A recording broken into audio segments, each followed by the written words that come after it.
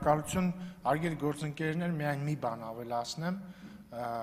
ընդդիմությունը իհարկե ներկա չէ քննարկմանը, բայց ես լիահույս եմ, որ այս նախագիծը կընդունվի ազգային ժողովի միաձայն քվեարկությամբ, որովհետև շատ կարևոր է, որ մենք ունենանք հարցեր, որոնց շուրջ կունենանք կոնսենսուս։ Եվ ես կարծում եմ հայրենիքի պաշտպանության համար զոհվածների հիշատակը հարգելուն նվիրված օրի սահմանումը պիտի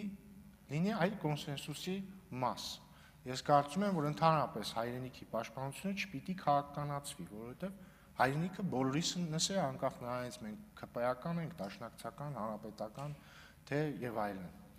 Եվ ես լիահույս եմ եւ կոչ եմ անում մեր ընդդիմադիր գործընկերներին նույնպես կողմ քվեարկել այս նախագծին։ Շնորհակալություն։